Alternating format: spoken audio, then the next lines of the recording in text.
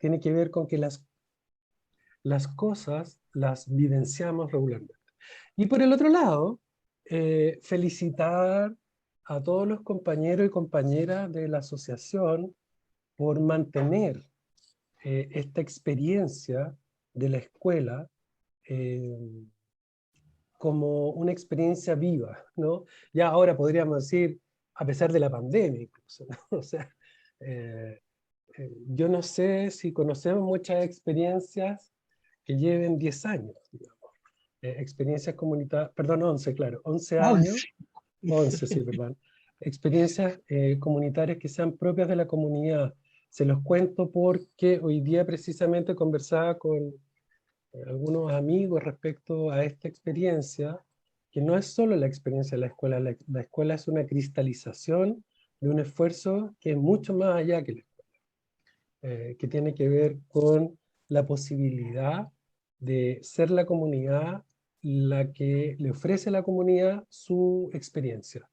Y eso hace que esa experiencia se enriquezca, pero también conforma posibilidades que antes no ocurren y tiene efectos que ni siquiera sospechamos. Y eso es un tema muy importante que me interesaba poner en la mesa de antemano. No es solo que nos encontremos para conversar o para transmitir conocimiento. Estamos generando posibilidades que probablemente hoy día ni siquiera tenemos noción de cuáles son, pero que van con el tiempo procesándose, que es lo mismo que los procesos humanos, ¿no? Cuando uno cambia la forma de ver las cosas, no solo cambia el aspecto específico que quería ver, sino que cambia un montón de formas de entender el mundo. Y eso es precisamente lo que queremos potenciar a propósito de las relaciones que tenemos entre todas las personas. Dicho eso, eh, vamos a comenzar con la presentación. Eh, Les pido que me confirmen que se ve. Sí, Felipe, Sí, se ve. Ya, perfecto. Entonces, cuando hablamos de salud mental comunitaria, yo sé que quizás han escuchado esto antes, pero son elementos importantes para poder entender que nada es automático, todos son procesos y al igual que cuando nosotros establecemos relaciones de apoyo y ayuda con las personas que estamos ayudando, acompañando, revisando, es muy importante conocer a los sujetos, conocer a las personas, porque probablemente el problema que tienen es solo un elemento de una situación mucho más compleja. Cuando hablamos de salud mental comunitaria tenemos que entender el contexto de donde surge la salud mental comunitaria. La salud mental comunitaria no surge al igual que la salud, ni siquiera que la salud mental o la psiquiatría, sino que surge a propósito de algo que se llama la reforma psiquiátrica, que es el cambio de mirar a las personas que tienen problemas psiquiátricos. Antes existía la casa de Orate o el manicomio. Esa era la salud mental. Esa era la psiquiatría. Entonces, ocurre a mediados del siglo pasado, alrededor de 1950, después de la Segunda Guerra Mundial, que se empieza a ver las prácticas asociadas evidentemente a los derechos humanos. Surge los antipsicóticos, que esta es una conversación que hemos tenido 1000 veces, que a mí todavía me parece impresionante, ¿no? Antes de 1950 no había fármacos para la salud mental. No existían los fármacos para la salud mental. La gente era tratada encerrándola, amarrándola exclusivamente. Hoy se sigue encerrando y se sigue amarrando, pero al menos hay fármacos. Lo que les quiero decir, en 1950 eso es antes de ayer. Esto es muy reciente. Entonces, para poder tener un poquito esa noción de que estos cambios son relativamente recientes. Entonces es esperable, pero no es aceptable que todavía sigan reminiscencias asilares y de castigo para el tratamiento de la salud mental, que todavía nosotros de alguna forma tenemos esa noción, ¿no? O todavía aparece un poquito eso. Después de la Segunda Guerra Mundial aparecen los derechos civiles individuales. Evidentemente la Declaración Universal de los Derechos Humanos, se espera una sociedad más igualitaria y equitativa, aparecen los estados de bienestar, en donde se empieza a preocupar el bienestar de los sujetos, no solo que sobrevivan los miembros de un país, sino que estén bien. ¿sí? Lo cual evidentemente deja a la luz un montón de brechas. Y lo que hablábamos recién es la superación del modelo asilar, que tiene que ver con la desinstitucionalización, es decir, que la gente no puede estar encerrada el resto de su vida porque tenga una condición psiquiátrica o porque tenga una condición de salud mental. No sé si se entiende. Entonces, muchas veces se asimila o sea, usted podría cometer delitos muy graves y aún así no estaría preso el resto de su vida. Sin embargo, por presentar una enfermedad psiquiátrica, es posible que incluso esté encerrado el resto de su vida. Por el otro lado, uno podría preguntarse cuál es el tratamiento de alguien que está encerrado el resto de su vida. Uno podría decir que parece que ese tratamiento no está resultando. Entonces, cuando se empiezan a formular esas preguntas, evidentemente el problema se transforma no en un problema de salud, sino que en un problema de derechos humanos. Cuestión que todavía sigue ocurriendo.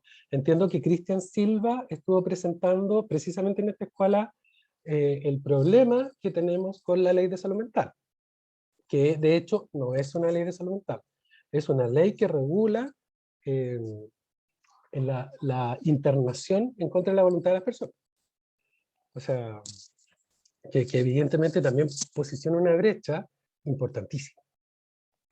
¿Cómo fue el proceso en Chile de la reforma? Se constituyó la unidad de salud mental en el Ministerio de Salud antes de 1991, eso no existía. Una red de salud con encargado en salud mental y apoyo político para los proyectos de salud mental. Surgen 4 programas, la inclusión de salud mental en APS, atención primaria de salud, en los CESFAM, en ese momento se llamaban consultorios, que es que llegaron básicamente los psicólogos y las trabajadoras sociales a los equipos de salud mental. Antes no existían en atención primaria. El modelo Price, aparecen los COSAM, y prevención de alcohol y drogas surge, en ese momento se llamaba CONACE, hoy se llama CEN. ¿Sí? Esta es una definición de salud mental comunitaria, que son servicios de salud que se plantean en un completo rango de cuidados para un tipo de población y que se dedican a tratar de ayudar a las personas con trastornos mentales en proporción al sufrimiento o desestrés en colaboración con otras agencias locales. Es decir, que salud se tiene que encargar de la salud mental integral con otras instituciones para pensar en el bienestar de la población. Este también lo hemos conversado y que es importante ver cómo el autocuidado y el cuidado comunitario están en la base de los cuidados de la sociedad. ¿Sí? Esto nos muestra cómo la sociedad debe cuidar a su gente, a sus ciudadanos, y cómo se hace. Lo primero es el autocuidado, que uno de alguna forma se ayuda a uno mismo, y eso es lo más común, ¿se fija? Y es lo más barato, ¿sí? Y es lo más frecuente. Después está la atención de los grupos comunitarios, y acá están principalmente todos los grupos de salud mental comunitaria, ¿sí? Que son básicamente personas de la sociedad civil que se organizan para ayudar a otras personas de la sociedad civil. ¿Sí? Que también es muy numeroso, no sé si se entiende, o sea, eh, es muy eficiente. ¿Sí? Esto es el consultorio, el CESFAM. Estos son los COSAM, y estos los dispositivos ambulatorios de los hospitales, los policlínicos de salud. Y esto ya son los dispositivos cerrados de los hospitales, cuando uno se tiene que internar. Los hospitales psiquiátricos, la unidad de corta estadía, qué sé yo. A más arriba de la pirámide es más costoso, pero debería ser menos frecuente. ¿Sí? O sea, uno debería recurrir en su vida menos veces a eso, y mientras más abajo son más baratos, porque incluyen monitores, instrumental, capacitación, profesionales, qué sé yo, pero deberían ser más frecuentes. ¿Sí? No quiere decir, y esto es un tema importante, no quiere decir que esto nomás, o los especialistas nomás, o los psiquiatras nomás, son los que saben. Esto quiere decir que según las necesidades de la persona requiere intervenciones más especializadas, pero la mayor cantidad de la gente va a resolver sus problemas de manera comunitaria. ¿Sí? ¿Qué es lo que sucede?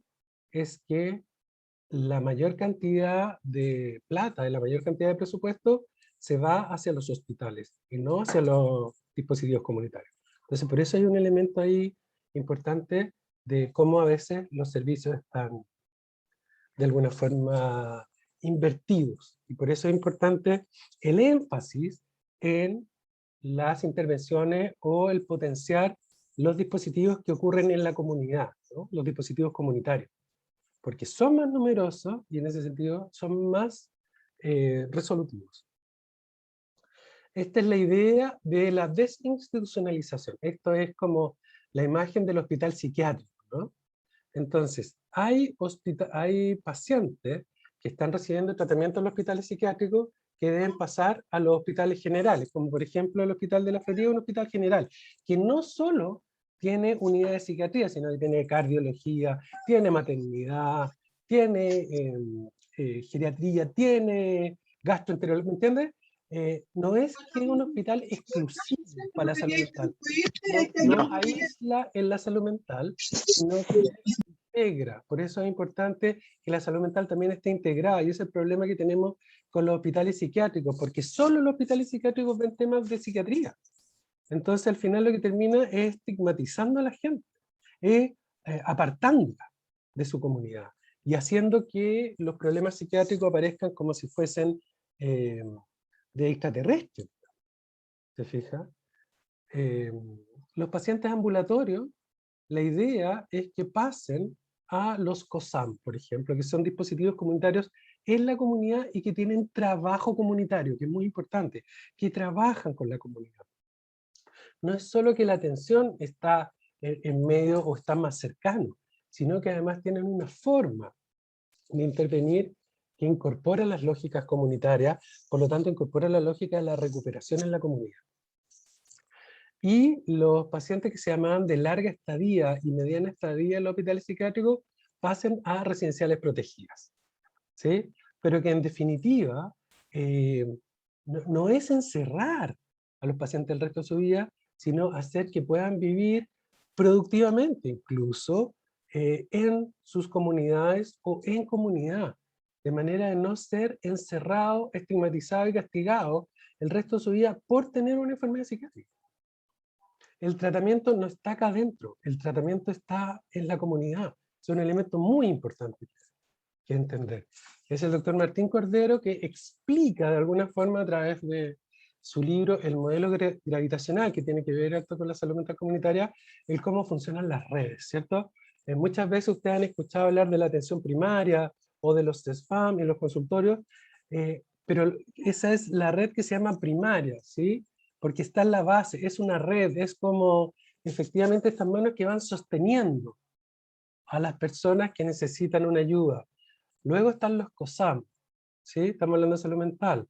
Y luego están los hospitales. Si ustedes se fijan, el calibre de estas redes es distinto. Estas son más abiertas, estas son más chicas y estas son más chicas, que lo que hacen es ir sosteniendo a las personas. Esto es el modelo gravitacional, ¿no? Por eso es gravitacional. Como que la persona cuando tiene problemas se cae, necesita contención, necesita ayuda, necesita una red. Entonces, en relación a las necesidades que tiene, estas redes se van superponiendo. No sé si se entiende. Entonces, va disminuyendo ese calibre y van sosteniendo a la persona. Eso quiere decir, por ejemplo, que una misma persona en momentos distintos de su vida va a requerir probablemente una hospitalización, o va a requerir un COSAM, o va a requerir solamente estar en APS, o va a requerir estar en la comunidad, participando de alguno de nuestros grupos. ¿Me entiendes? Porque eso tiene que ver con la vida de esa persona, pero es toda la red la que funciona en su conjunto, ¿sí? Y que funciona integradamente. Por lo tanto, cuando hablamos del cambio del paradigma tradicional, o de la posición tradicional, o de las lógicas tradicionales de funcionamiento, hacia las más comunitarias o de salud mental comunitaria, es desde la exclusión a la inclusión. Esto es de los locos, o los que tienen problemas, o los que están deprimidos, o los que están dando jugo, los que no saben lo que hacen, que estén lejos, a que sean parte de la comunidad. ¿Se entiende? El entender que el excluir a la gente, sacarla, no solo le hace mal a esas personas, sino que también le hace mal a la comunidad. Porque la comunidad se convierte en una comunidad que discrimina. Por lo tanto, va construyendo discriminación. No sé si se entiende eso. La solución de esa comunidad es discriminar, entonces también le hace mal a esa comunidad y también va construyendo esa forma de no ayudar. De lo médico a lo psicosocial, esto quiere decir que si bien es cierto el modelo médico es importantísimo, no es el único que debe primar para poder establecer los modelos de atención. El cómo las personas viven, el cómo las personas se relacionan en su medio, cuáles son las condiciones que hay en su casa, más allá de solo lo biológico de la persona, más allá de la enfermedad como solo biológico, es importantísimo. Por lo tanto, no es solamente la visión del médico, es la visión del médico más la visión del equipo, más la visión de la comunidad, y ahí ustedes y su trabajo son determinantes. ¿Me entiendes? Por eso es tan importante la visión de la comunidad en todo nivel, porque puede permitir la comprensión de la ayuda de las personas y también la ayuda misma. ¿Sí? De las camas en los hospitales a la oportunidad en la vida, el foco en el recovery, que es un modelo que de alguna forma lo que hace es establecer los potenciales de los sujetos, los potenciales de las personas y sus comunidades, y establecer intervenciones súper precisas para poder equiparar la cancha, por decirlo de alguna forma.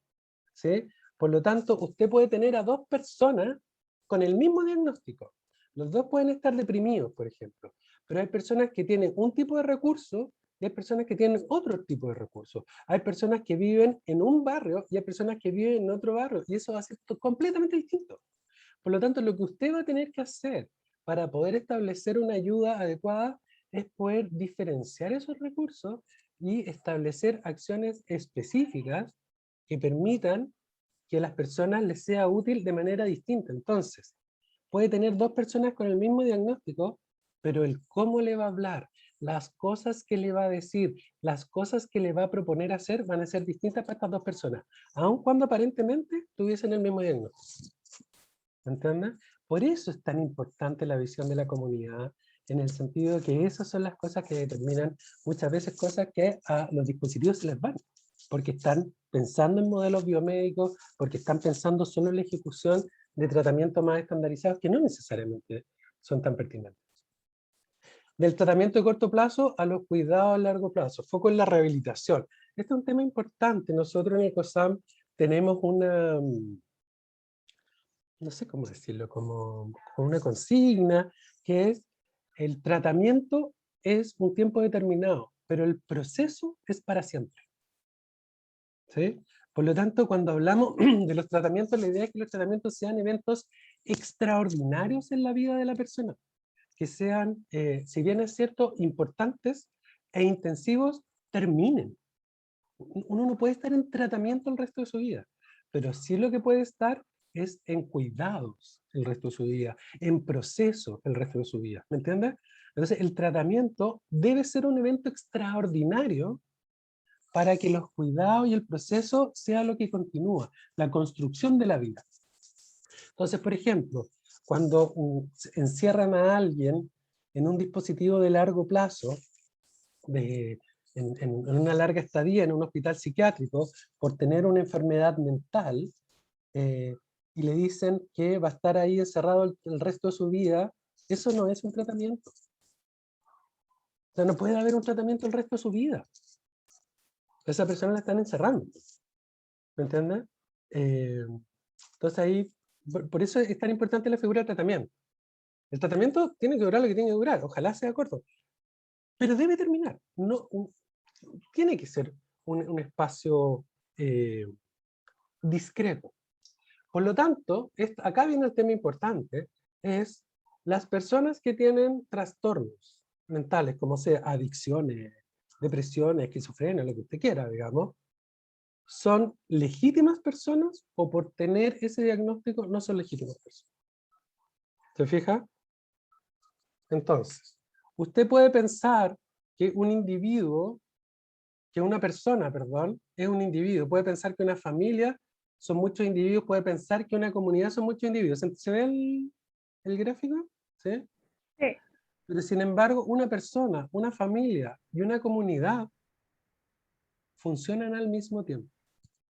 No son individuos separados, son individuos y personas interconectadas.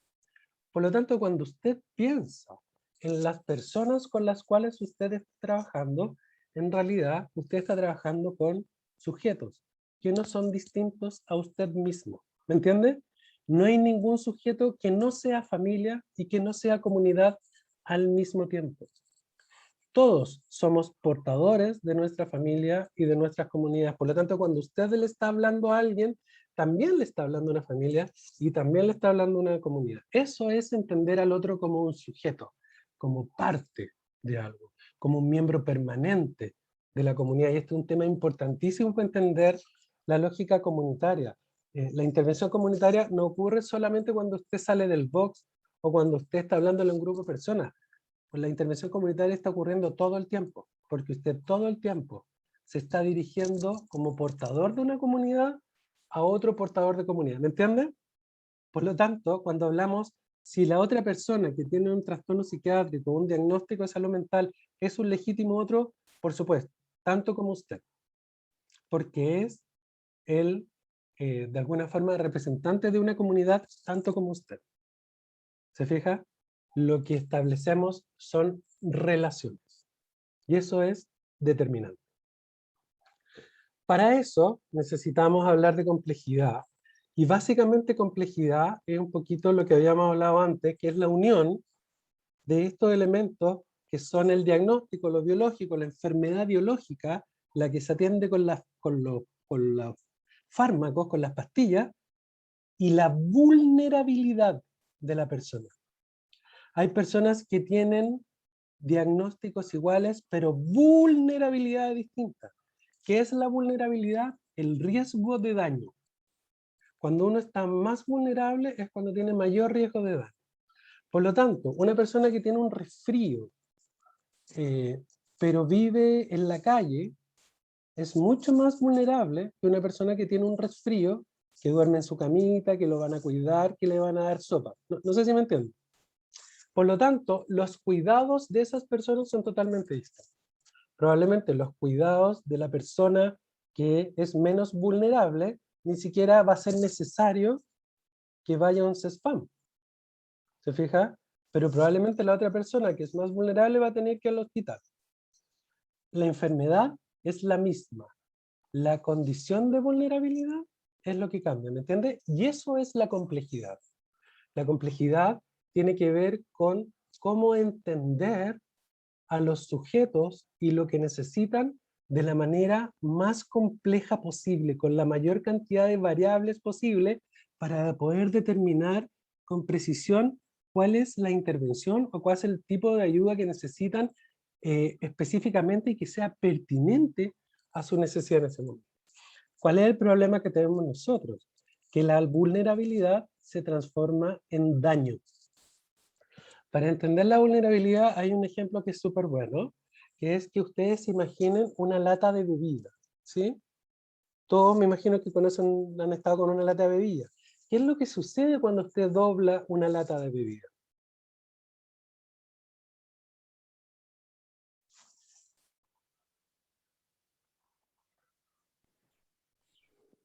¿Llena o vacía? Vacía, vacía, la lata sola. Se dobla, se Se quiebra. Se Se quiebra. reduce. Pregunta, Se ¿se aplasta. quiebra la primera? Se aplasta, pero no puede volver a su forma original. Está bien, pero ¿se quiebra la primera cuando usted dobla una lata de bebida? No, ¿Qué es lo que le pasa a esa lata cuando usted la dobla por una primera vez? cuesta doblarla. Ya, pero usted la dobla, ¿cierto? ¡Plup! Y después la vuelve, no vuelve a su forma original, digamos, eso es No, imposible. ¿Pero qué? ¿Se rompe la lata al haberlo hecho no, una vez? No. no se rompe, pero queda con daño. Queda una marca, ¿cierto? Que no significa que se rompe, pero queda una marca. Si usted la dobla de nuevo, se va a doblar por esa misma marca, ¿me entiende? Sí, Por ese lado que queda más frágil, ¿no? Por ese lado que queda más vulnerable. Y si usted la sigue doblando, eventualmente se va a romper. Esa es la vulnerabilidad.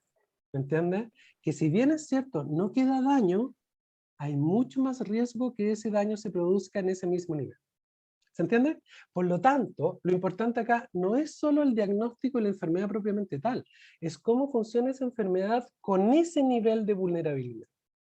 Por lo tanto, es tan importante saber el diagnóstico como saber esa vulnerabilidad o, como ustedes bien dicen, ese daño. ¿Sí? Y cuando hablamos de salud mental, estamos hablando de muchas más cosas que solo donde usted vive, ¿no? Cómo fue tratado, cómo fue su historia, cuáles son los recursos que existen, cómo ha sido de alguna forma, su crecimiento pensando en que usted ha tenido una enfermedad que ha sido o no acompañada, por la que ha sido estigmatizado o no, por la que ha sido dolorosamente dañada, ¿me entiende? Toda esa historia es fundamental para poder entender qué es lo que significa el poder ayudar. ¿Sí? ¿Cuáles son los otros elementos importantísimos para poder establecer una lógica de ayuda? La lógica territorial. Esto quiere decir, ¿de dónde es? ¿De qué lugar es usted? Yo no sé si ustedes se han dado cuenta, digamos, pero a veces hay lugares en los que todos los postes están pintados del Colo-Colo. Y uno cruza la calle y están todos los postes pintados de lado. Entonces es súper distinto ser de un lado de la cuadra que ser del otro lado de la cuadra. ¿Me entiende? Si usted es parte de los gitanos o no es parte de los gitanos. Si usted es parte de los feriantes o no es parte de los feriantes. ¿Me entiende? Son elementos que son determinantes a la hora de conocer dónde usted vive. No es solo la casa, no es solo cuántas piezas tiene, ¿me entiende? Es cómo usted construye esa comunidad. El otro elemento importantísimo es la participación. Un elemento que probablemente no se ve, pero a mí me interesa mucho que a ustedes les pueda quedar súper claro, que es súper potente en lo que ustedes tienen como asociación, que es que ustedes definen sus lógicas interventivas. No es que ustedes tengan participación, ustedes son la institución. Y es un elemento que en general no se tiene. Porque en general la gente participa del CESFAM o lo que sea, pero desde las normas y las reglas del CESFAM o de la institución. En cambio, ustedes tienen esta posibilidad de construir su propio devenir, que es un elemento importantísimo, que tiene que ver con la autonomía. ¿Sí? Y este es un elemento así fundamental, que en general es un raspacacho para los dispositivos de salud, ¿no? Que es la pertinencia cultural, que es que usted pueda compartir los códigos culturales con las personas con las cuales usted trabaja. ¿Sí? Les voy a dar el mismo ejemplo de siempre, que me parece muy bueno. Chile le reparte al 90 y tantos % de la gente que tiene hipertensión le da los fármacos. ¿Sí? O sea, la gente que tiene 90 y tantos % del servicio público, por supuesto, que tiene hipertensión está en el grupo de hipertensos y les da los fármacos, ¿no? Tienen los fármacos para la hipertensión en su velador, el 90 y tantos % de las personas. ¿Cuál es la mayor causa de muerte en Chile? Pregunta al público. Ataque al corazón. Efectivamente, ataques vasculares, ¿no? Que son cerebro, corazón, pero son de hipertensión, por decirlo. Son secundarios de hipertensión. Entonces, le repartimos al 90 y tantos % de la población los fármacos, pero nos seguimos muriendo de lo mismo. ¿Cómo se entiende eso? Buena pregunta. Porque el medicamento no es todo. Lamentablemente, el medicamento lo dan cada 6 meses o cada 1 año y los médicos nos ven cada 6 meses. Entonces, en esos 6 meses han pasado montones de cosas y entonces a uno no le gradúan, por ejemplo, el medicamento. La gente no se toma los fármacos. Y no se los toma, yo lo y decía no se los toma, personalmente, que yo como debería necesitaba, tomárselo. perdón, yo lo hablaba en el sentido de que yo necesitaba más un ajuste y tuve que pedir rápidamente que me atendieran antes de tiempo para poder hacer el ajuste de medicamentos, don Claro, Felipe. pero tú no estás muerta, digamos. No, claro, pero Entonces, claro, buscaba como problema ya. No, sí está bien, sí, tiene todo el sentido del mundo. Pero para explicar por qué nos morimos, es porque no hicimos el tratamiento. porque no lo seguimos, ¿me entiendes? Entonces, ¿qué sacamos con entregarle los fármacos a alguien sin explicarle y sin lograr que entienda la importancia de hacer el tratamiento? ¿Me entiendes? Esa es la pertinencia cultural. Llega la persona a su casa y le dice, oye, me dieron estos fármacos, y la vecina le dice, oye, yo no te los tomé si no sirven para nada. ¿Sí? Entonces, ¿por qué le creemos a la vecina y no le creemos al equipo? ¿Me entiendes? Es porque no llegamos, porque no nos están hablando a nosotros, le están hablando a otro tipo de pacientes, no nos conocen, ¿me entiendes? Porque no tenemos pertenencia cultural. Y por eso es tan importante los grupos de autoayuda. No sé si se entiende. Pues son parte de la misma comunidad. Entonces, la gracia no es solo que hablen en los mismos códigos, es que conocen a las personas. Hay una confianza que no se va a tener nunca con un profesional.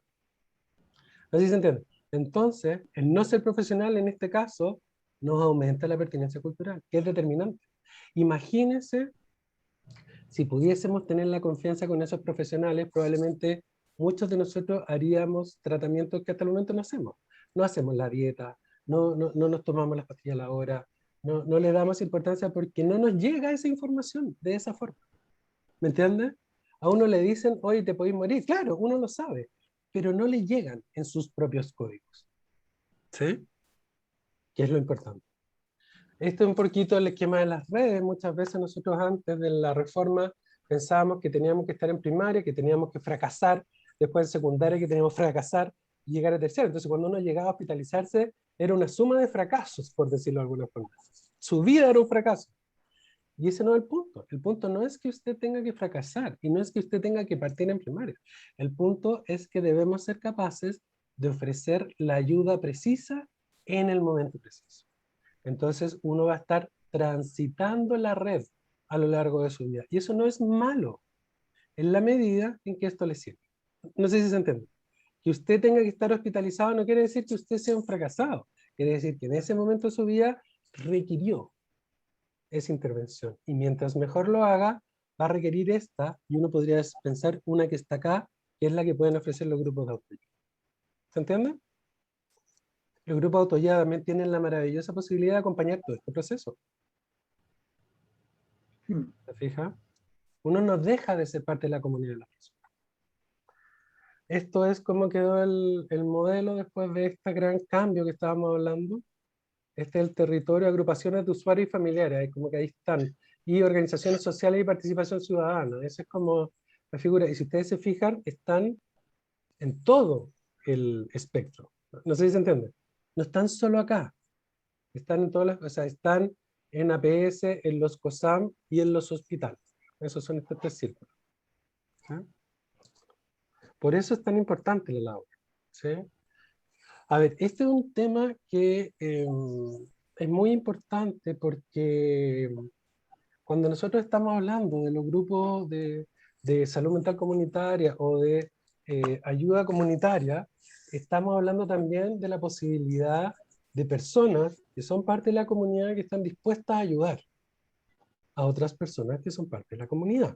Y así es como construimos solidaria y cariñosamente esta vida. ¿Sí? Entonces es importante como estos datos, que esto estaban pensando como la pandemia, digamos, pero son datos precisamente para poder establecer comunicaciones que sean más efectivas con el otro. Entonces es como para el dato. ¿Sí? El primero es que es imposible no comunicar. Estos son los axiomas de la comunicación. Estos son como las leyes de la comunicación. Así funciona la comunicación. ¿Sí? Estas características son las que tiene la comunicación humana. Es importante tenerla en mente. Todo comportamiento es comunicación. ¿Qué significa esto? Que en definitiva uno siempre está comunicando algo. Por lo tanto, el desafío es que uno esté consciente de lo que está comunicando.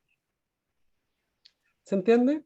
Por ejemplo, si yo les pregunto a ustedes, ¿me entienden? Y ninguno de ustedes me responde, me están comunicando algo. Que no ¿Se fija? Que no entienden, que no les interesa, que les digo lo mismo, qué sé yo. Y por el otro lado, si yo les digo, ¿me entienden? Y ustedes me dicen que sí, también me están comunicando algo. Y si me dicen que no, también me están comunicando. ¿Me entienden? no es porque en realidad ustedes quieran hacerlo, no, sino porque uno siempre está interpretando lo que hace el otro una vez que uno le envía el mensaje. No sé si me entienden. Entonces, cada vez que usted envía un mensaje, usted va a interpretar algo de vuelta. Haga lo que haga el otro. ¿Me entiende? Porque una de las cosas maravillosas de la comunicación humana es que no para nunca.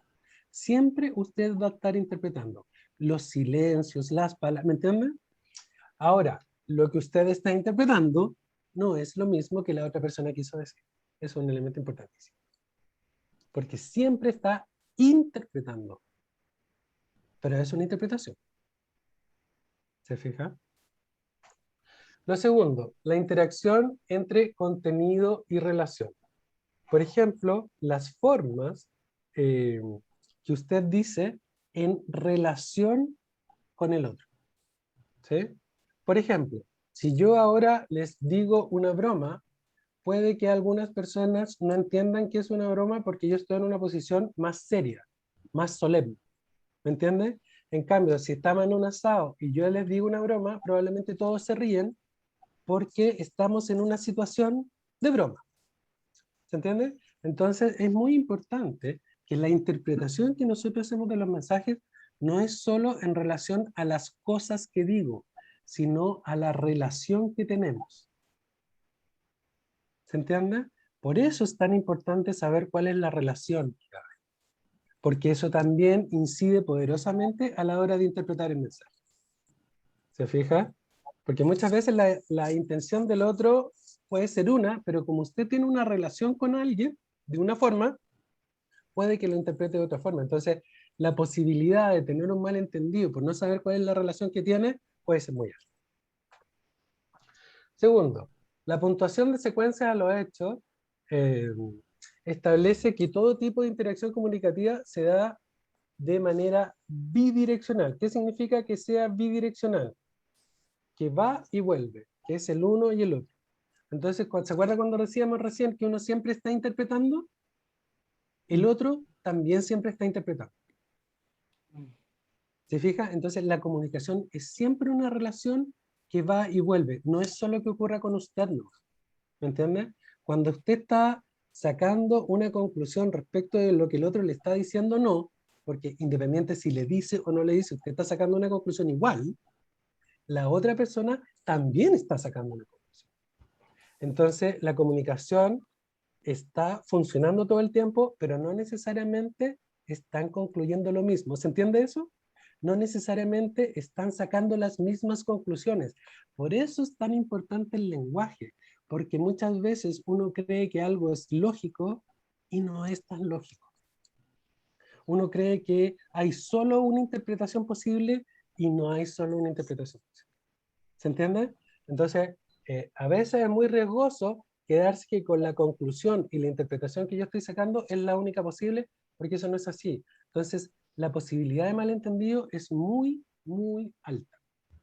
Y la única posibilidad de despejar el malentendido es hablar sobre eso. ¿Existe, don Felipe, el hecho de poder decir que esta es mi verdad, como la del otro? Claro, por supuesto, pero en rigor no hay ninguna verdad, porque la verdad como tal no existe. Claro.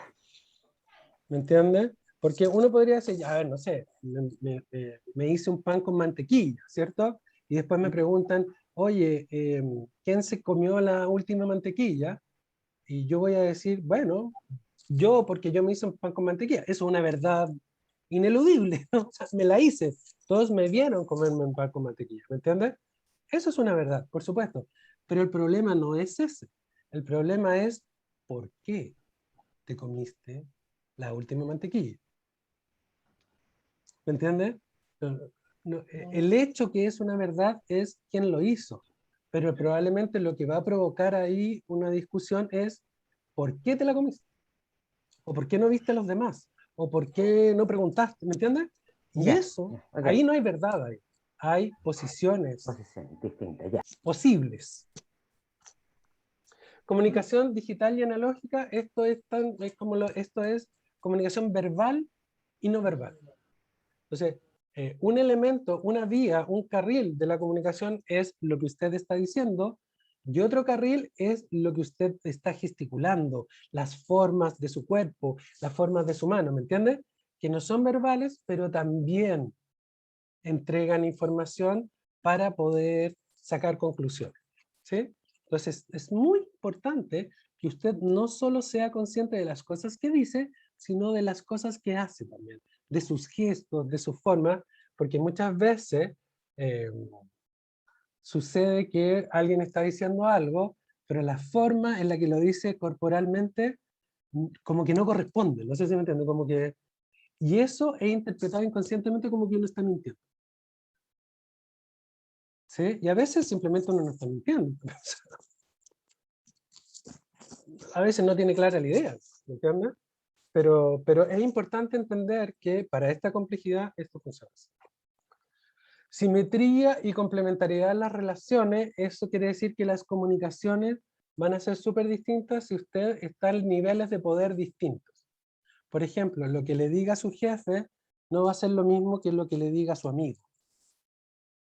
¿Me entiende? Las interpretaciones que usted haga desde esa función desigual de poder va a ser distinta de las que hace en un lugar que usted tiene como equiparidad de poder.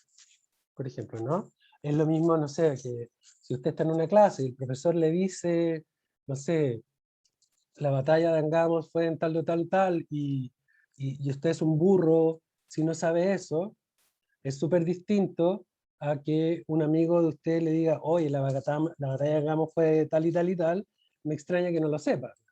La interpretación que usted va a hacer de eso mismo por estar en lugares de poder distintos va a ser distinta. Y eso es algo que uno tiene que estar consciente. Porque uno también va a estar en lugares desiguales de poder. Esto es súper importante, compañeros y compañeras, cuando estemos, por ejemplo, estableciendo relaciones de ayuda con otra persona. La relación de ayuda igual supone una distribución desigual de poder. No sé si se entiende. El que ayuda se le otorga una posición de poder mayor al que es ayudado. Eso no es ni bueno ni malo, funciona así. ¿Me entiendes? Porque la persona que necesita ayuda también necesita pensar que el otro sabe más. ¿Se fija? No es un problema en sí mismo eso, pero usted tiene que entender que la conversación va a ocurrir así. Eso es un elemento que usted tiene que incorporar para no tener malas interpretaciones. ¿Se fija que ese es el desafío? ¿Se entiende eso de la comunicación? Mira, este es un tema que es un poquito más complejo, se llama complejidad, pero la idea no es que puedan comprender todo, pero me interesa muchísimo que esto tenía que ver con lo que hablábamos al principio. La complejidad, ¿se ve el arbolito? ¿Sí? La complejidad muchas veces tiene que ver con esto. El diálogo es un elemento básico entre los seres humanos. Los seres humanos nos relacionamos en base, valga la redundancia, a relaciones. ¿Sí? Vimos hace un segundo comunicación, ¿no? Comunicación son relaciones. Los seres humanos nos establecemos en base a relaciones, en base a los otros. Ninguno de nosotros nace solo, se cría solo y se muere solo. Estamos permanentemente en relación. Y esas relaciones pueden ser preciosas y pueden ser dañinas al mismo tiempo. ¿Se fija? Pero lo que nosotros somos, ¿están viendo ahí lo que se ve? Es un cúmulo infinito de complejidades de relaciones, de diálogos, de vínculos, de estar con el otro, con todos los otros, imaginarios y reales. No sé si me entienden.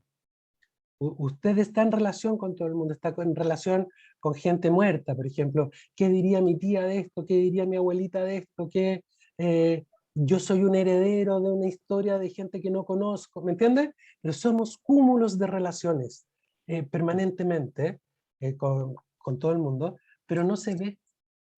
Lo que se ve son sus decisiones y sus relaciones de poder. Esto no es el poder como las veces que uno ha sido poderoso, ¿no?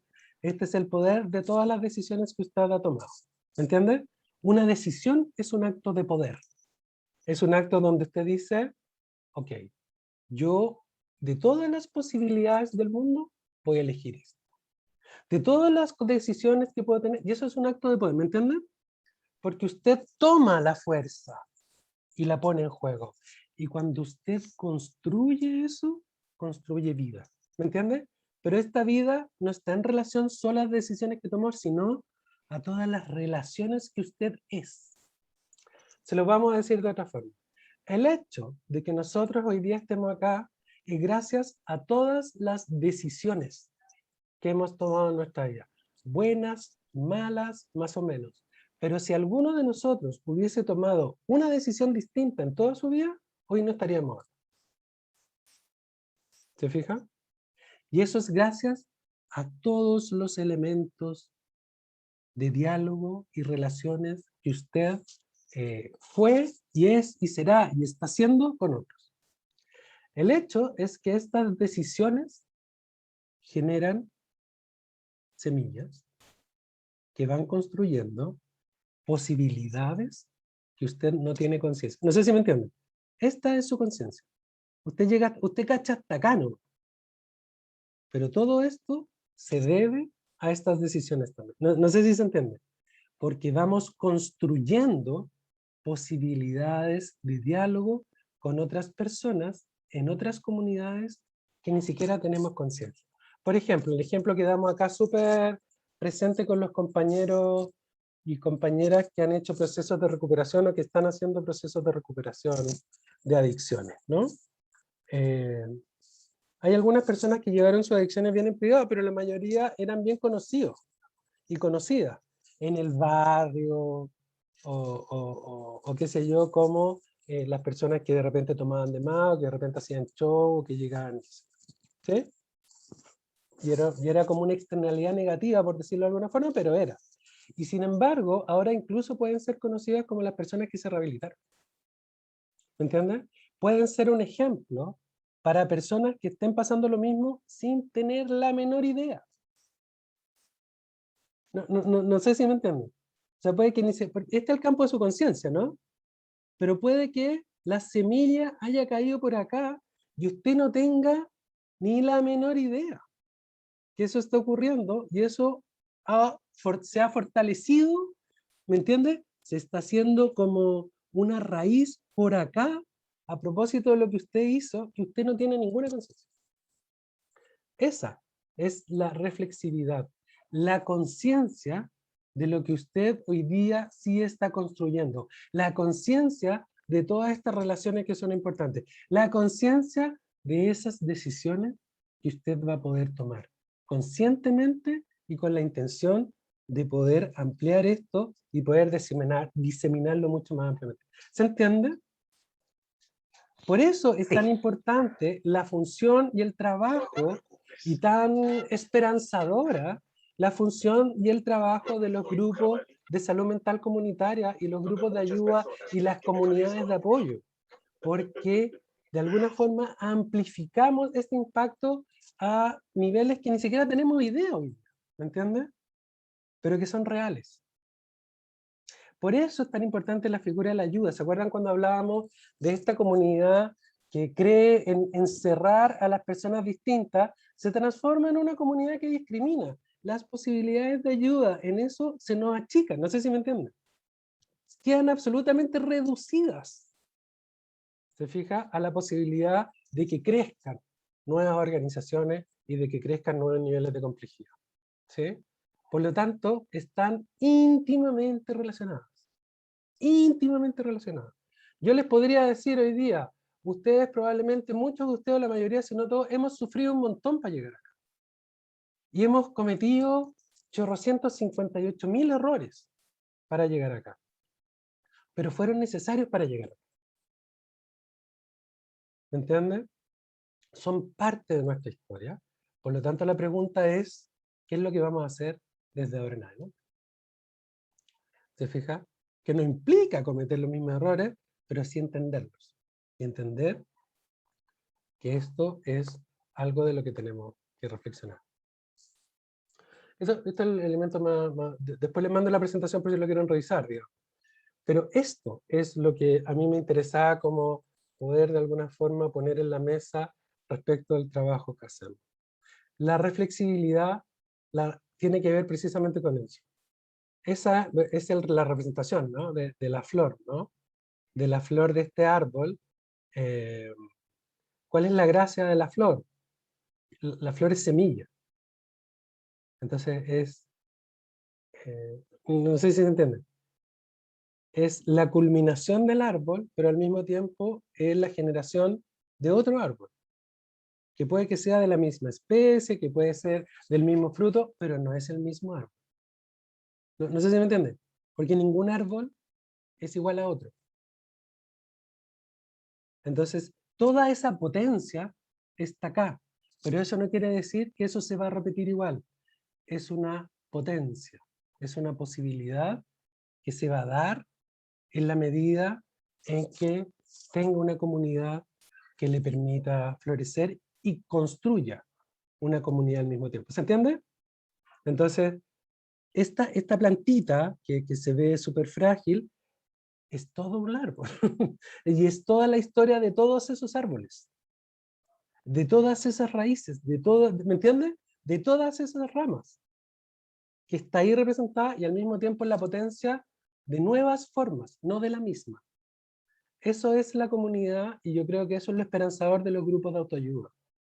Que no estamos obligados a repetir lo mismo, pero sí necesitamos el apoyo y ser parte de esa comunidad como una promesa de hacer algo distinto en un Chile que lo necesita más que nunca. Porque precisamente la necesidad está en cómo vivimos lo cotidiano, no en lo extraordinario. Es vivir la comunidad solidariamente, es vivir la comunidad generosamente, es vivir esta comunidad que incluye, es vivir esta comunidad tolerante. No sé si se entiende, digamos. Ahí está, en el cotidiano, en el día a día. Y eso se logra a través de la experiencia de el funcionar en comunidad con otras personas que brindan esa posibilidad. Muchos de nosotros quizás no tuvimos esa historia, no tuvimos la historia de una comunidad que nos acoge, no tuvimos la historia de una comunidad que nos ayuda, no tuvimos la historia de una comunidad que funciona solidariamente con nosotros. Por eso es tan importante esta experiencia. Porque no es solo darle ayuda a alguien que lo necesita en un momento determinado, es la posibilidad de construir una promesa y un potencial, como esta flor, ¿no? Todas las flores tienen el potencial de germinar. Todas las flores tienen el potencial de convertirse en semillas, pero no todas lo hacen. Y esto, el instinto reflexivo, que es lo humano revelado y lo humano relevado, ¿no? Que es como que de repente hay un componente humano que se ve y que es súper importante. Por eso son tan importantes también los grupos de salud mental comunitaria, el funcionar desde el humano, ¿sí? Eso, básicamente. Entonces, me interesaba que pudiésemos también relevar el sentido del funcionamiento de la comunidad trabajando con la comunidad, ¿sí? Y también la pertinencia de eso en los dispositivos o en la red o en el ejercicio de los cuidados. Eso, nada, gracias. Muchas gracias por la paciencia. Igual probablemente les pido disculpas si es un poco largo, digamos, pero era importante poder hacer ese movimiento considerable. Muchas gracias, don Felipe. Por ahí hay preguntas, parece la Julia tiene levanta la mano. Julia. Pero como aplausos. Sí, era primero aplauso, ahora levanté. Ya, súper. Muchas gracias. Muy buena la presentación. Felicitaciones, Felipe, me encantó. Pero me quedó una duda. ¿Qué pasa cuando al inicio hablaste, digamos, de los centros en donde ya no se sana la gente en lo psiquiátrico? Pero ¿qué pasa con el esquizofrénico, por ejemplo? Sí.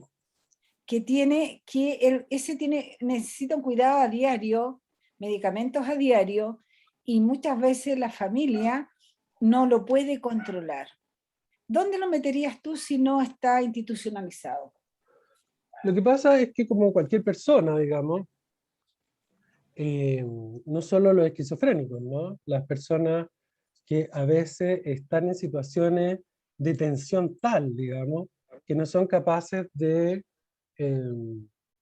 dar cuenta de sus propios actos, están muy bloqueados le han sucedido cosas muy duras, ¿no? Porque claro, uno lo pone en el esquizofrénico, pero también hay un montón de personas que les pasa que están en pésimas situaciones y toman pésimas decisiones, digamos, incluso poniendo en riesgo su vida y la de los demás, ¿sí? Son personas que necesitan tratamiento de la mayor concentración posible. El concepto se llama densidad tecnológica, de la mayor densidad tecnológica posible, pero discretos, tratamientos que terminan. ¿Me ¿Y entiendes? un esquizofrénico también tiene una etapa de término?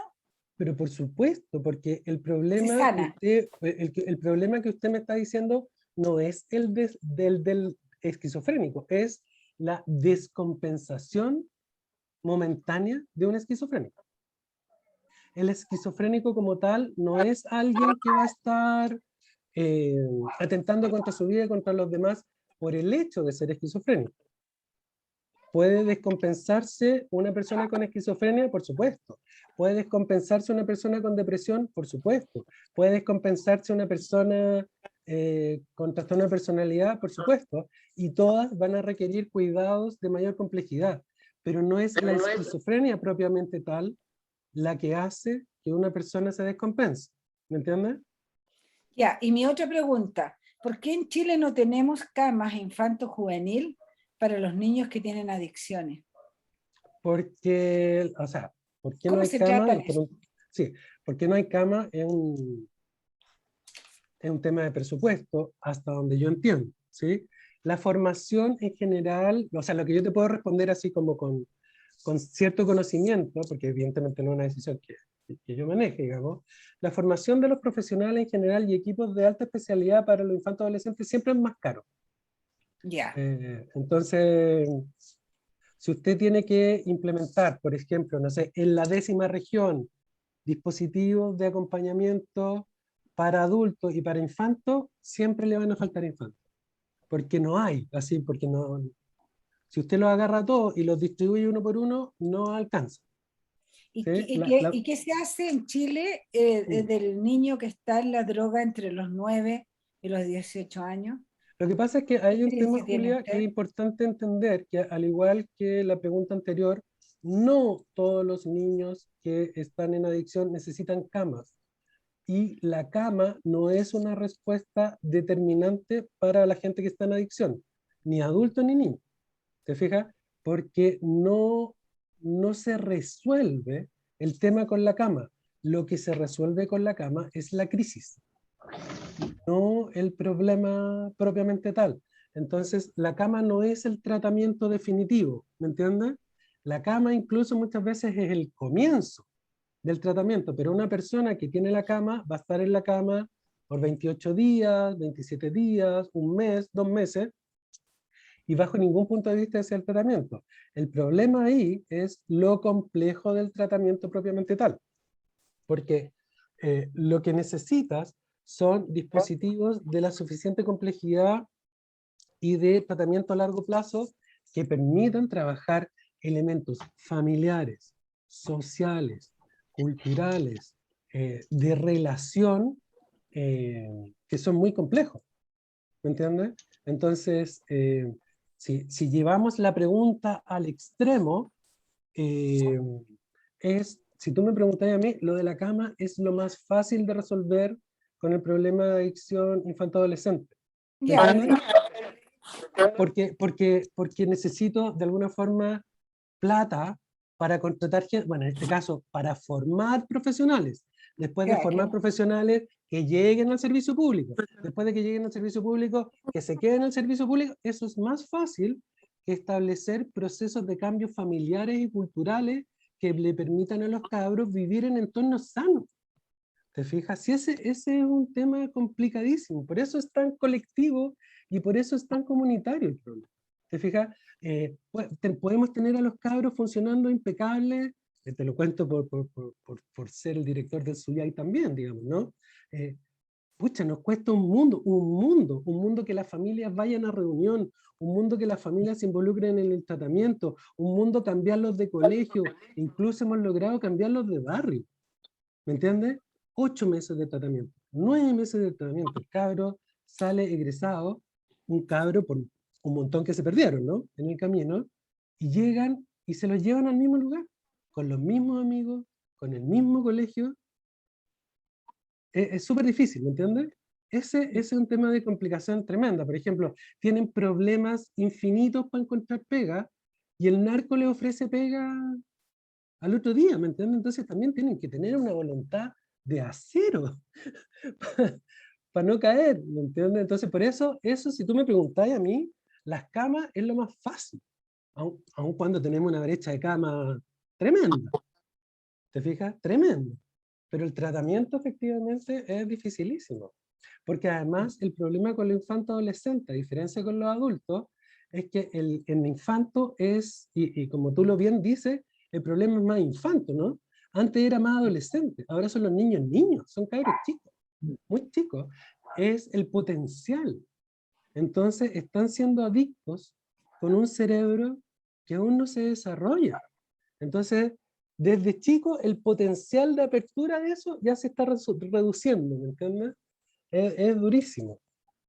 Pero eso, o sea, y tu respuesta así como específica,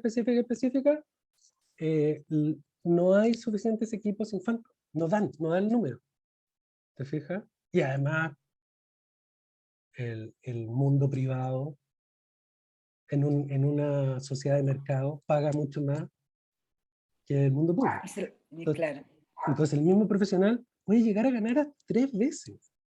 Y no ganan poco, ojo. O sea, los sueldos de los médicos, de los psiquiatras, en relación al resto son mucho más altos. Y aún así pueden llegar a ganar 3 veces en el mundo privado.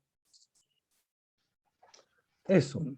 Gracias. Pero quiero relevar la lógica de la comunidad. Por eso es tan importante. Porque estos cabros, cuando se ven apoyados por la comunidad, también hacen procesos preciosos. ¿Te fijas? Que a veces la comunidad incluso apoya más y mejor que la propia familia. Ojo ahí, sobre todo en tratamiento de infantos. Jerry, perdona, Jerry, quería decir algo.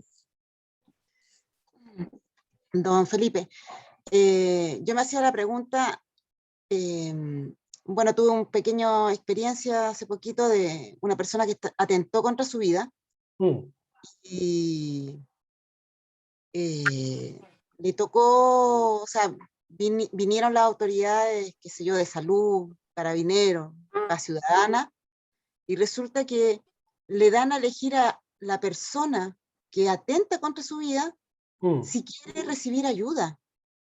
Y yo me hacía la pregunta de cómo una persona que no está en sus 5 sentidos bien puede dejarlo que decida.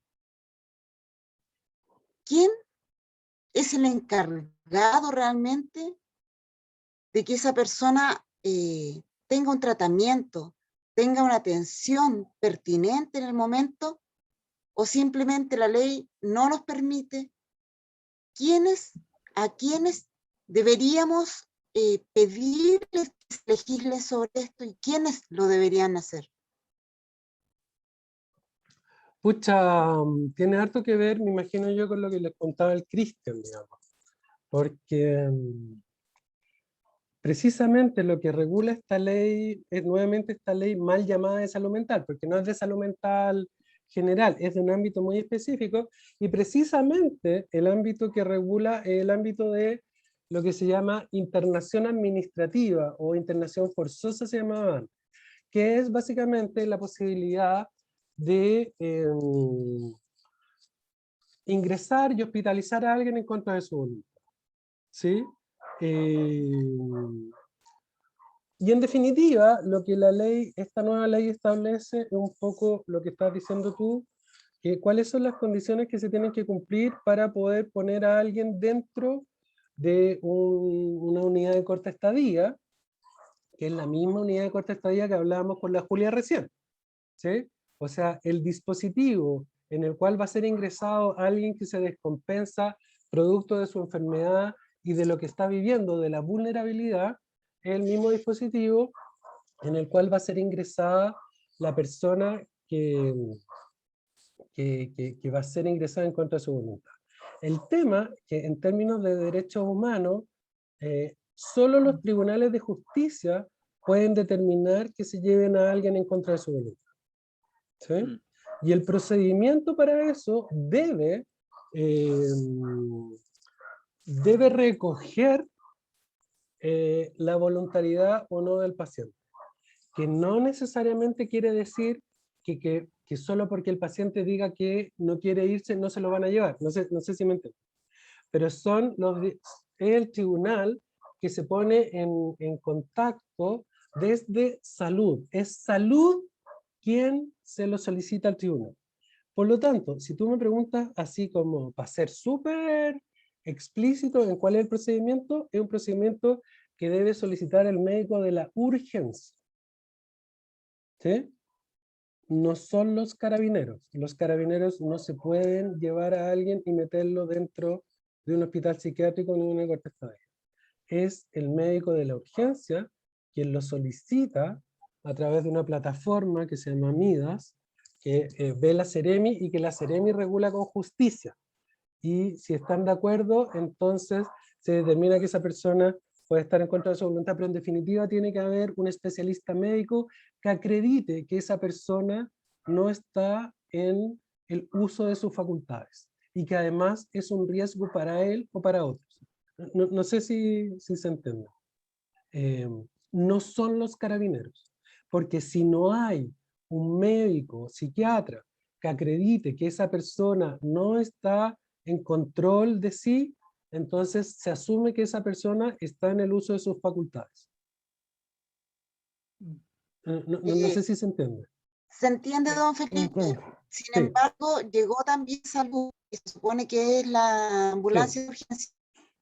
Y ellos también le preguntan a Pero la tiene que ser persona un que especialista sobrevivió. psiquiatra.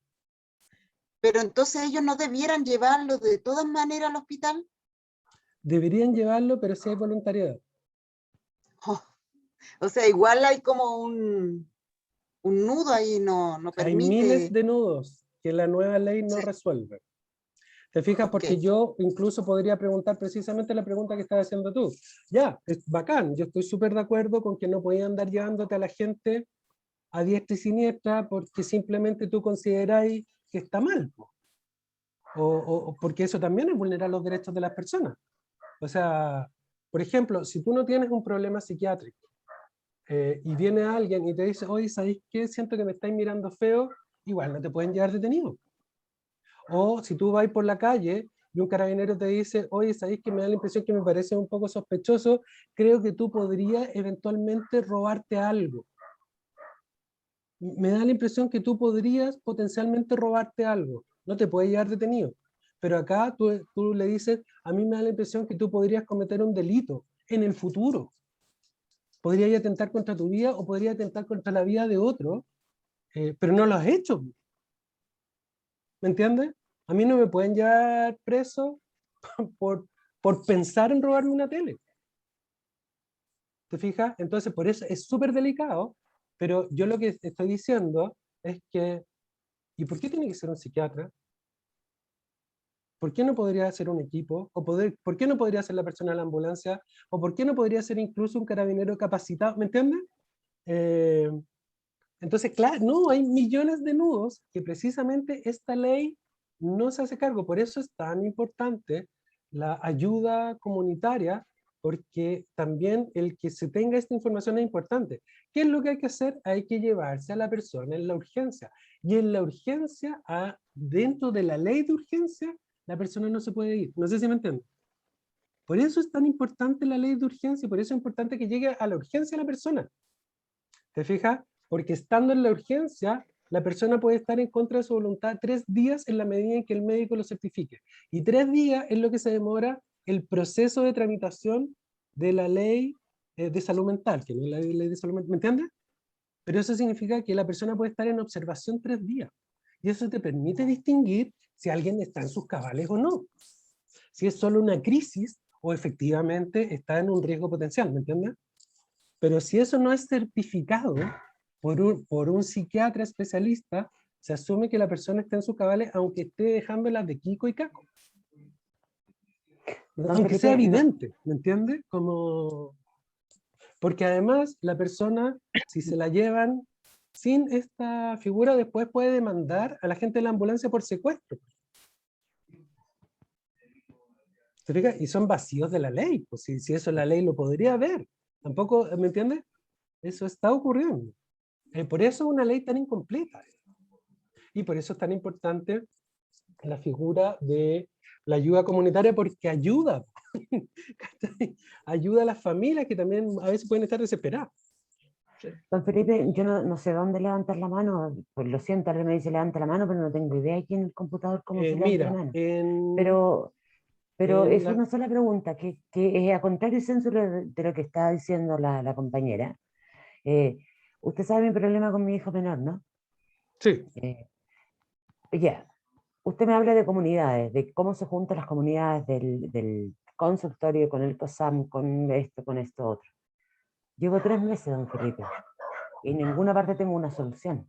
¿Cómo, yo, cómo puedo llegar a proteger la vida, en este caso, de mi hijo, y que no se lo lleven detenido por matar a su padre, si no tengo un apoyo que me ayude a salir de este problema? He ido a la comunidad, he ido al consultorio, he ido al asistente social, he sí, pasado por los médicos. claro, Dicen todo por efectivamente, urgencia. eso es algo que tiene que ocurrir a través de, pucha, llegó alguien, mis perros se vuelven locos, espérenme un segundo.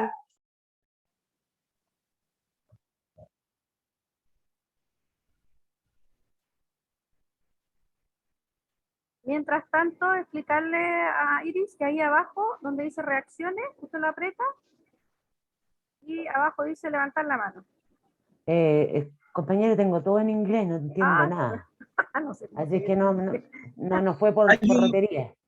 hay un monito con una carita, no con le un... sale un monito, hay una carita y con un signo más arribita.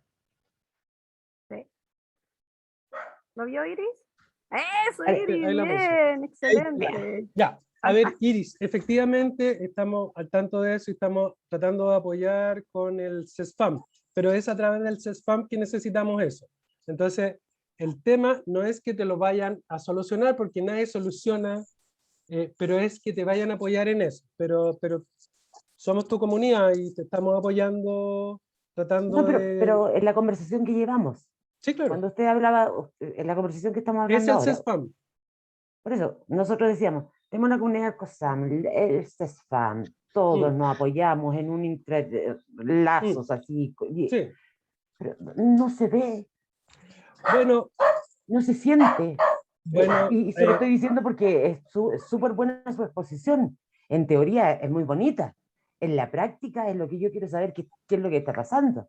lo que pasa es que muchas veces yo creo que es algo que probablemente no estás viendo, porque estás en la angustia de la preocupación y del problema, pero por lo menos lo que es la comunidad COSAM te estamos apoyando, digamos, estamos tratando de apurar eso, el hecho de que tengas este espacio para hablarlo, el hecho de que lo pueda hablar en terapia, el hecho de que se puedan dar direcciones, es una forma de apoyo también.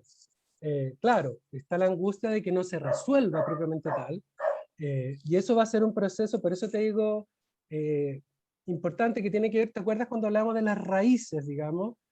Hasta que esto se ve, pasa un tiempo, y ese tiempo incluso puede ser angustiante, pero el hecho de que esta angustia no la vives sola, por ejemplo, y estemos contigo, es parte de ese apoyo, que sería súper distinto a que si efectivamente no estuviera.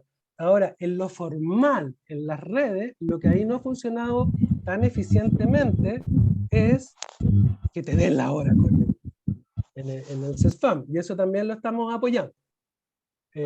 Ahora, cuando yo estoy hablando de estas redes, es efectivamente cómo deberían funcionar. Y eso también es importante para que ustedes también conozcan esos derechos y conozcan también las lógicas como deberían ser. Porque, A eso iba don Felipe. O sea, sí, ¿en qué por supuesto. minuto su conversación va a poder llegar a las autoridades para que esto sea una Bueno, cadena más sólida? estamos viéndolo, pero tú también eres un sujeto válido para ir a pedirlo y exigirlo en el CESFAM. O sea, Perfecto. esto no es una paleteada de nadie. ¿Me entiendes? No, Tiene que ver ya no voy a precisamente estar con... allí. No se preocupe. Muchas gracias. Sí, pero esa es la lógica, pero me parece que es importante también entender eso, que las comunidades también están para esto y también están para como apoyar a las personas que están dolientes, por decirlo. Y que también una comunidad es un lugar donde se pueden hablar estas cosas y donde se pueden expresar malestares, pero también van a generar nuevas posibilidades, ¿cachai? Como esto, ¿se acuerdan cuando hablábamos de estas semillas o del el plano como de la conciencia que uno entiende que va más allá? También eso es importante. ¿Te fijas? Para terminar, sin duda lo que usted está diciendo de pertenecer a COSAC significa que a mí me ha ayudado mucho claro, a estos dolores, yo los suelto aquí en comunidad. Así que muchas gracias por la respuesta. No, por supuesto, está súper bien. Y estuvo muy buena su presentación. Ya, buenísimo. nada más. A ver, tenemos Tres manitos arriba. manos levantadas de José, Miriam y Priscila, y también está don Héctor por ahí. Entiendo que quería conversar. Entonces, ¿les parece que José, Miriam, Priscila y don Héctor? ¿Sí? Sí. José, adelante. Sí, don Felipe, me interesa mucho el tema que está comentando en este minuto usted, y también lo he planteado en reuniones con la cita reunida de forma personal. Me llama mucho la atención lo siguiente, de cómo, de qué manera el ser humano podría ser interactivo en lo que usted comenta, siendo partícipe en el colegio, la educación de un niño, la educación primaria de un niño, como así se hace una clase de religión, como así se hace una clase de matemática, también se tiene una clase de salud mental, que yo creo que sería muy fundamental. ¿De qué manera podría ser lógico de llevar eso a cabo en la educación? Ese es siempre me ha llamado la atención de cómo poder hacer eso, de llevarlo a cabo eso dentro de la educación de un ser humano. Porque Mira, efectivamente me he dado cuenta de que... han habido hartas, desde que yo recuerdo, harto lógica, o sea, como hartos intenciones, diría yo, o iniciativas, pero no iniciativas tan formales, sino como ideas de establecer lógicas de trabajo entre educación y salud, ¿no? Y dentro de salud mental, o sea, hay un montón de programas que tienen que ver con el tema de obesidad, por ejemplo, que funcionan en la escuela, por ejemplo, pero nunca ha habido salud mental. Hay drogas, ¿no? Hay prevención de drogas a través del SENDA, ¿no? Elige vivir sano, elige vivir sin drogas, tu tiempo de ahora. Hartos programas que incluso están en los colegios municipalizados. Pero desde esta lógica, como establecer a la comunidad o a la construcción de comunidad como el centro, entiendo que no. Y no sé si hay, así siendo súper honesto, si hay propuestas tan concretas en eso. Pero lo que sí es importante, perdona José, es que eso se puede hacer a través de la comunidad, a través de lo cotidiano. Lo que pasa es que muchas veces se le deja a otros las funciones que tiene que hacer la familia. Y yo creo que esto es algo que tiene que hacer la familia también. ¿Te fijas? El hablar de estos temas también tiene que ser en familia o en comunidad, insisto. Por eso son tan importantes los grupos de salud mental comunitarios.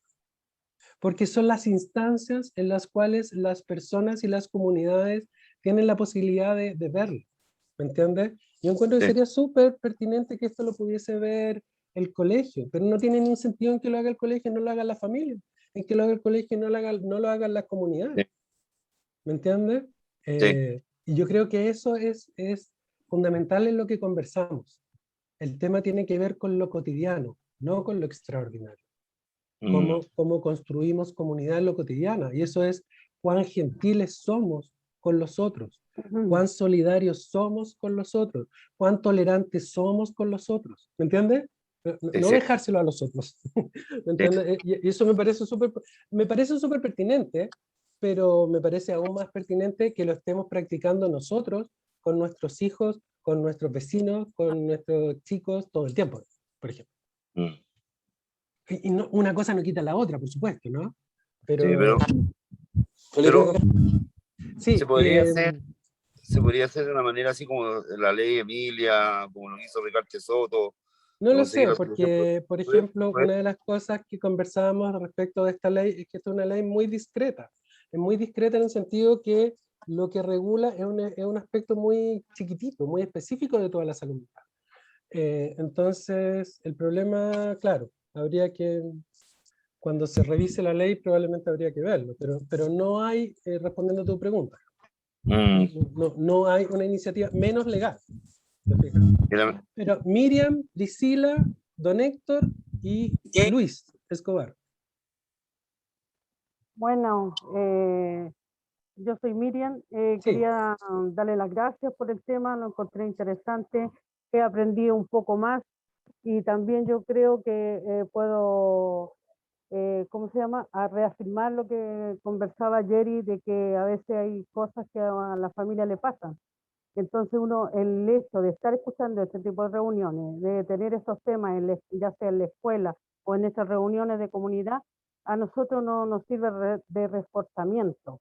En lo mío personal, porque he podido solucionar muchas cosas desde lo cotidiano, de muchas cosas que a la vez a las personas le sucede en nuestro entorno, la familia. Entonces uno ya tiene, ¿cómo se llama?, alguien en la familia que se esté informando, alguien que se esté educando con ese tema, ya es una ayuda para toda la familia. Así lo he tomado yo como un aprendizaje para poder trabajar con todos, porque uno no se puede quedar con el conocimiento para uno solo. Lo que uno aprende tiene que todo el tiempo estarlo reforzando, poniéndolo en práctica, ya sea con los hijos, con los amigos o con los mismos miembros de la familia, ¿cierto? En cuanto a lo que uno aprende cada vez que dan un tema acá, que ha sido súper importante, cada uno de los temas que ha dado cada grupo, entonces uno se está reforzando. Yo lo tomo como un reforzamiento. ¿En qué sentido? En el sentido de que cuando hay un conflicto, ya sea familiar o de los vecinos, uno sabe cómo actuar, desde lo que uno ha aprendido, cómo resolver estos temas. Por ejemplo, actuando cuando hay un conflicto de discusión, uno ya va y uno pone la calma, porque uno ha aprendido que uno cuando actúa con calma, todas las cosas las ve más claras, puede calmar a los demás. Acá, por ejemplo, ahora ha sido súper útil porque nosotros en la familia tenemos un problema como el que contaba Jerry, ¿ya? Y resulta que nosotros no podemos esperar que venga la salud, la parte de salud a solucionar nuestro problema. ¿Qué tenemos que hacer? Nosotros movernos, buscar qué tenemos que hacer. Primero que nada, buscar una atención para la persona, ¿cierto? Ya, una vez que se tiene la atención con el paciente, se puede llegar a un diagnóstico y saber lo que le está pasando. Pero si nosotros no nos movemos, no podemos saberlo. Tampoco tenemos que quedarnos sentados esperando que venga cualquier profesional o una institución, ya sea de hospital o el CEFAM, ¿cierto?, a que nos venga a decir qué tenemos que hacer, o qué nos está pasando, o qué es el conflicto que está pasando al paciente. Entonces, lo primero que tenemos que hacer es buscar ayuda. Si no hay una ayuda pública, una ayuda particular, primero que nada, para poder ver si lo que la persona le está pasando es algo de urgencia, algo realmente que puede esperar, ¿cierto? Ahí. Entonces, los primeros pasos los tienen que dar los familiares. Eso es lo que yo le he entendido hasta el momento de todo lo que usted ha explicado. Me parece muy bien que tiene que ver con los cuidados comunitarios y de ahí probablemente la vinculación, como dice usted, con los distintos dispositivos de atención que pueden ser privados o públicos. Me parece muy bien, sí, muy bien. Muchas gracias, señora Miriam, ahí por su resumen de cómo accionar frente a las problemáticas en la comunidad.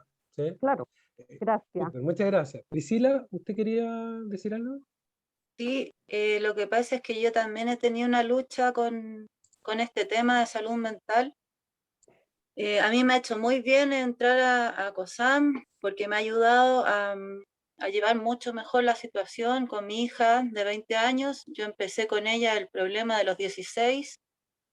Hemos pasado por SUYAI, hemos pasado por varias cosas. También estuve internada en el Jorbit porque tuve una crisis.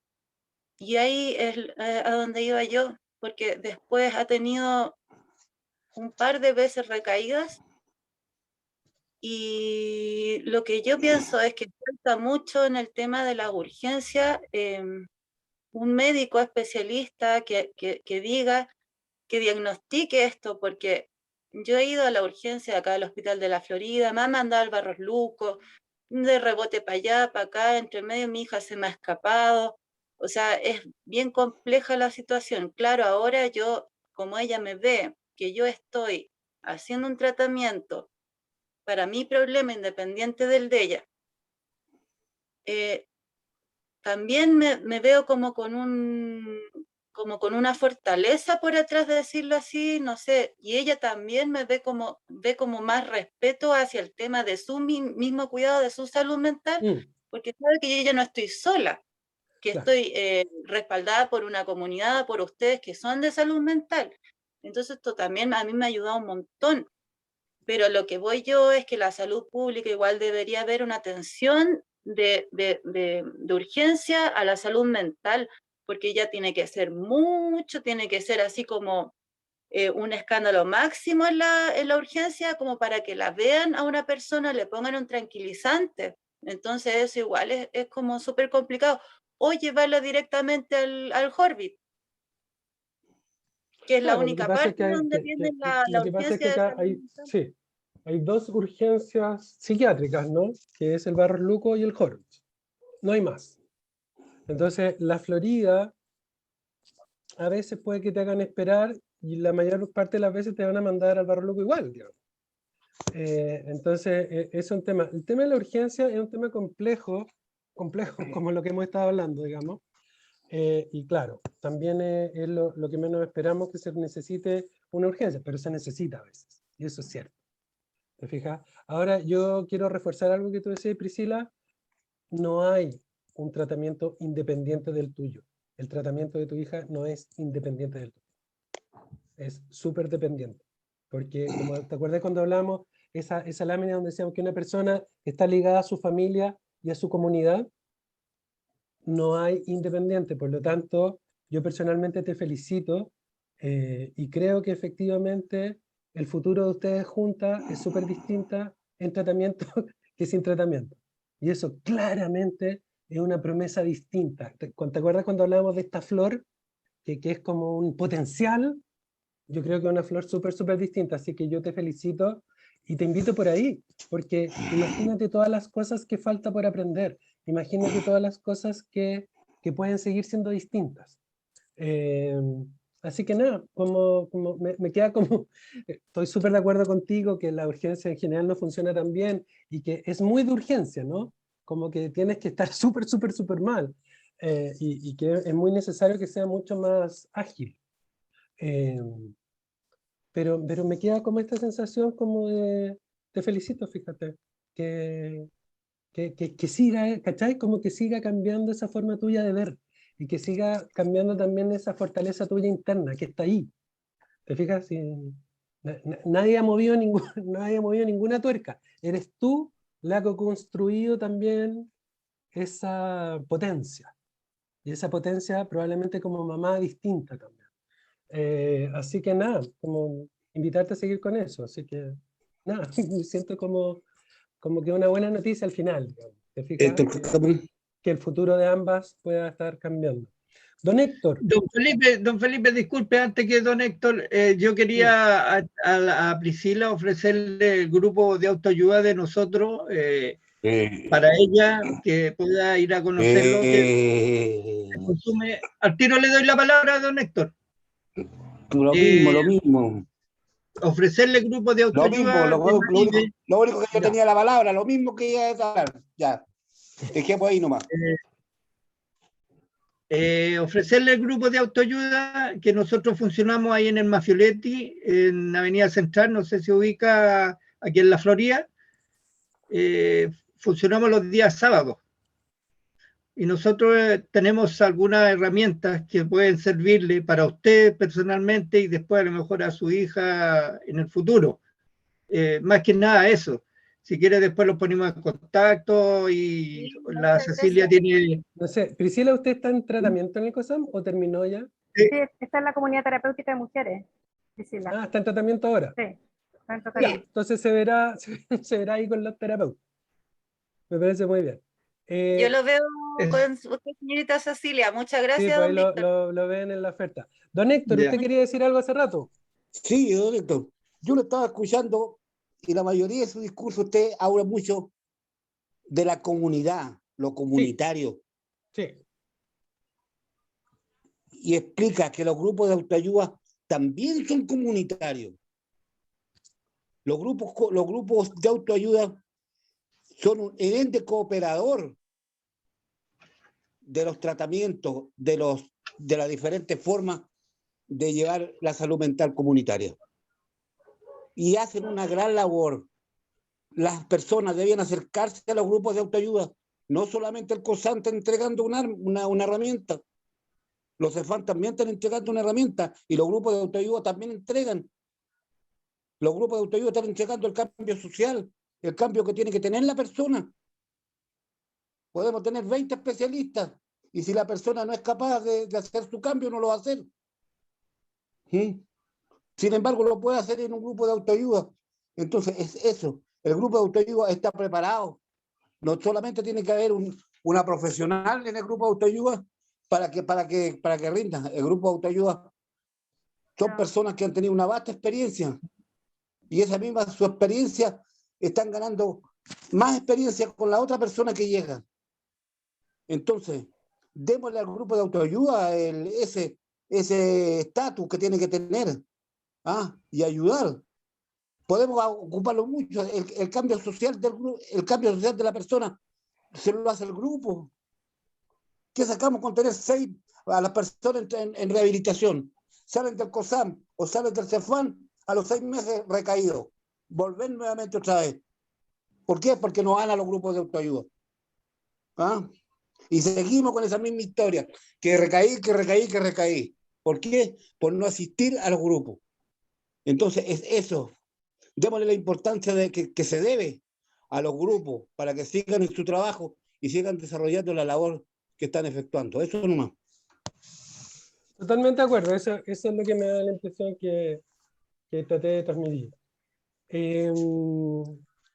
Luis Escobar, entiendo que usted no es Luis, pero había levantado la mano. Andrea, Andrea. yo estoy en el COSAM con la señorita Cecilia Guevara.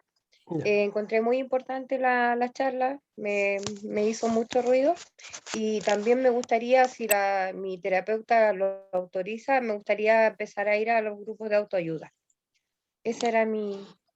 Claro, ahí lo va a revisar en comunidad con los terapeutas y Eso sería. se evaluará la pertinencia. Perfecto. Muchas gracias. Compañeros, compañeras, yo me tengo que ir. La verdad es que tengo otra actividad a las 9.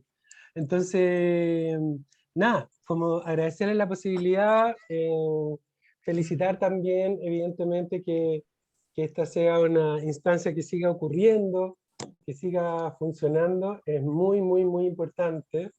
Y nada, pues, sigan contando con nosotros.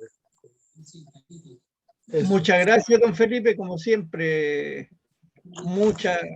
Muy buena enseñanza para nosotros, como siempre lo ha hecho hasta el día de hoy, y que siempre está presente, y eso lo ayuda a nosotros como grupo, como red, a seguir creciendo, porque siempre sabemos que vamos a contar con personas profesionales que los van a estar apoyando al 100%, y eso también es importante, los grupos los funcionarios que estén participando con nosotros, porque así con los grupos de autoayuda también crecen.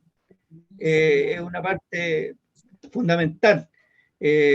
Así que, como siempre, don Felipe, bien, súper bien. Ahí, un aplauso para don Felipe, por favor. Muchas gracias. Muchas gracias. Gracias, don Felipe. Lo dejamos libre. Entonces. Ya, muchas gracias. Gracias, Oye, Felipe, pucha, nada, suerte. que estén muy bien. Chao, Un Felipe. abrazo para Igual, todos. Felipe, Todas. muchas Cuídense. Gracias, Cecilia. Suerte. Espérense, Chao. todavía No, no. Felipe, No se vaya. Todavía no nos vamos. Ya. No, Sí. chao, Felipe.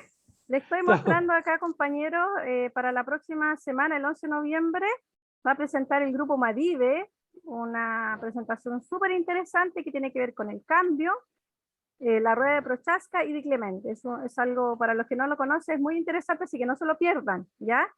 Eso, pues, don Víctor. Y hagan la encuesta, lo voy a volver a poner en el grupo representante. Ya es el mismo link de siempre, así que el que ya lo tiene, vuelva a contestar. A contestarlo nomás. Gracias, Cecilia. Tal como dijimos, ahí el que quiere participar en los grupos de autoayuda, ningún problema. Nosotros estamos ya a recibir a las personas. Papi, ¿me dais la llave? Así que ahí los ponemos en contacto, los que quieran participar, ahí tenemos los comunicamos, los damos los teléfonos y ningún problema. Yo creo que una buena herramienta la que nosotros entregamos, aprovecho el espacio, porque empezamos a querer, es cariño, amor, entrega, a crecer a las personas y van complementarios con lo que están haciendo los psiquiatras, los psicólogos, va todo de la mano. Así que es muy importante. Van a crecer como personas. Por ejemplo, es un mal ejemplo que estoy dando, pero lo voy a poner. Yo llevo 13 años en esto, en lo que es salud mental y me gusta. Y así que, y así como don Héctor y hay otros más grupos que están bastante positivos. Así que los invito, chiquillos, y lo esperamos la próxima semana. ¿Algo más que agregar, Cecilia? No, ya creo que ya estamos. Que estén bien, tengan una buena semana, cuidarse. Ya mañana los vemos. Tengo levantada la mano. Ya, muchas Rápido, gracias. Iris, cortito, Iris. Muchas estamos gracias por la cerrando. invitación. Lo que pasa es que a nosotros nos corresponde martes y jueves terapia a esta hora. Entonces, ¿cómo nos ponemos de acuerdo Iris, con escúcheme, ustedes? Iris, escúcheme. Nosotros vamos a grabar estas sesiones, así que se las vamos a hacer llegar en un pendrive, así que no se preocupe, ¿ya? Ah, buena, muchas gracias. Así que no Muy se gentil. preocupe, lo vamos a hacer llegar a todos, así que no hay problema. Muchas gracias, señora Paulina. Hasta luego. Cecilia, aprovecho de decirle que nosotros funcionamos los días sábados, por si acaso, porque no se asusten No, que es en que la semana... ella está pensando en la escuela, está diciéndolo por la escuela. Claro, en la escuela. Claro. Claro, no, pero la otra persona Sí, por el quiere grupo como de autoayuda. participar, entonces ahí Cecilia le hace llegar mi teléfono y todo el que quiera Sí. participar, y bienvenido. Sí, Muchas don Víctor, gracias. lo que pasa es que también hay que revisarlo en proceso, como para que no se topen los Bravo. temas. Hay que verlo en cada caso. Por eso lo vamos a conversar Sí. después con las compañeras. Por eso. ¿Ya? Eso. Gracias, Ya, Cecilia. chicos, que estén bien. Chao, chao, que estén bien. Buenas Cuídense. noches. De una plancha, corta todo. Chao, chao. Adiós. De una plancha. Chao, chao. Chao, que tengan descanso. Salió Buen largo, descanso. pero bueno, hoy día Entretenido, estuvo gracias. muy bueno. Sí, Que estén bien. que Voy a estén Pueden bien. cerrar. salirme. Voy a cerrar Ya. la sesión. Chau. Cierre porque no sé salirme. Bueno, yo la cierro, no se preocupe, Iris. Gracias. Un abrazo, cuídense. Chao, Andrea. Un Chao, abrazo, José. muchas Chao, gracias. Chao, Cecilia. Víctor. Chao, chao.